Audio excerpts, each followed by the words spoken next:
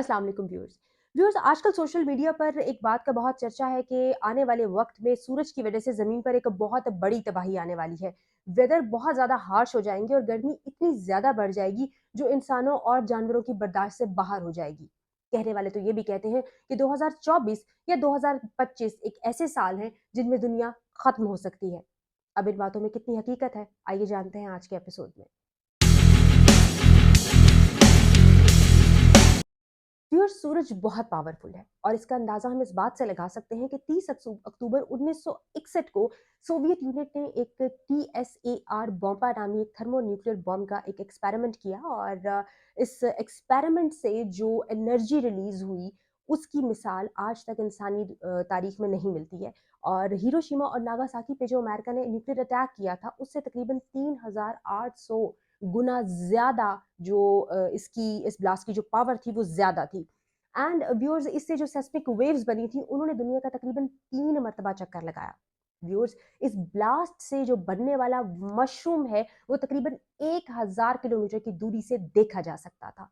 और इसके अलावा 400 किलोमीटर के फासले पर जितनी भी बिल्डिंग्स थी उनके शीशे टूट गए। व्यूअर्स, इस ब्लास्ट ने 50 मेगा टन की जो एनर्जी है वो रिलीज की। पहले तो साइंसदानों ने इसको 100 मेगाटन तक रखा, लेकिन उसके बाद उन्होंने सोचा कि इससे बहुत ज़्यादा तबाही फैल सकती है, तो उन्होंने इसको रिड्यूस करके 50 मेगाटन तक कर दिया। व्यूअर्स, अगर आप हिरोशिमा और नागासाकी की डिटेल्ड वीडियो देखना चाहते हैं, तो वो मेरे चैनल पर मौजूद है, आप जाकर उसको देख सकते हैं।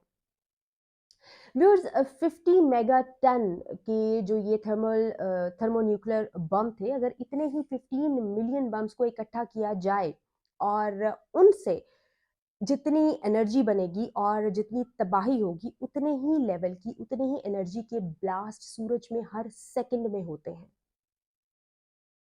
व्यूअर्स, जिस तरह जमीन पर सुनामी, अर्थक्वेक्स और तूफान आते हैं, बिल्कुल इसी तरह सूरज पर भी आते हैं, लेकिन फर्क सिर्फ इतना है कि जमीन में आने वाले तूफान, सुनामी और अर्थक्वेक सिर्फ जमीन की सतह तक होते हैं, जबकि सूरज पर आने वाले तूफान, सुनामी और अर्थक्वेक सूरज की सतह से बाहर जाते हैं और उसके करीबी प्लैनेट्स को नुकसान पहुंचाते हैं।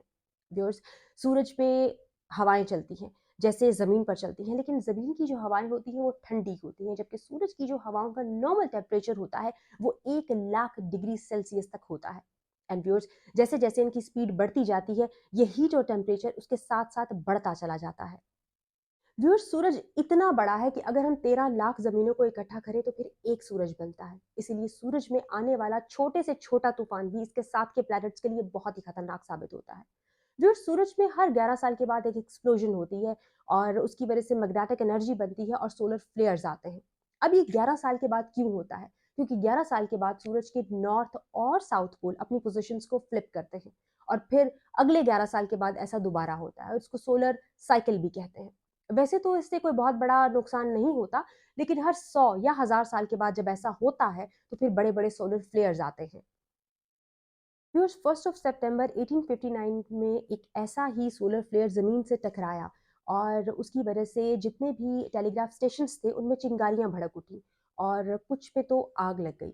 इसी तरह 13 मार्च 1989 में भी एक सोलर फ्लेयर की वजह से कनाडा में तकरीबन मुकम्मल ब्लैकआउट हो गया और 90 लाख लोग 9 घंटे तक बिल्कुल अंधेरे में बैठे रहे। एंड व्यूअर्स, स्पेस में मौजूद जो सैटेलाइट्स होती हैं इन सोलर फ्लेयर्स की वजह से अपना कंट्रोल खो देती हैं और भी इनकी वजह से बहुत ज़्यादा नुकसानात होते हैं। अब आप ये सोच रहे होंगे कि अगर ये सोलर फ्लेयर्स इतने ज़्यादा खतरनाक हैं और ज़मीन पे मौजूद चीज़ों को इतना नुकसान पहुंचाते हैं, तो इनसे इंसान और जानवरों को नुकसान क्यों नहीं पहुंचता? तो इसका जवाब है मैग्नेटिक फील्ड। जी, जमीन के गिर्द एक मैग्नेटिक फील्ड है जो एक प्रोटेक्टर का काम करती है और सूरज से आने वाली जो अल्ट्रावायलेट रेज होती हैं उनसे जमीन पे मौजूद जो इंसान है और जो चीजें हैं उनको बचाती है। व्यूअर्स, आपने सोशल मीडिया पे अरोरा लाइट्स को तो देखा ही होगा। ये इतनी प्यारी नजर आने वाली लाइट्स भी सोलर फ्लेयर्स की वजह से ही बनती हैं। जब सोलर फ्लेयर्स के चार्ज पार्टिकल्स जमीन की तरफ बढ़ते हैं तो जमीन की मैग्नेटिक फील्ड में दाखिल होने के बाद ये जमीन के नॉर्थ और साउथ पोल से टकराते हैं। इसके बाद ये जमीन में मौजूद गैसेस होती हैं उनके साथ इंटरेक्ट करते हैं और इस इंटरेक्शन के बाद हमें ये कलरफुल लाइट्स देखने को मिलती हैं। और नॉर्मली ये लाइट्स हमें देखने को मिलती हैं Canada, Alaska, northern areas of Sweden, Finland, और ये बहुत ही खूबसूरत लगती हैं, लेकिन ये बनती हैं इन सोलर फ्लेयर्स की वजह से।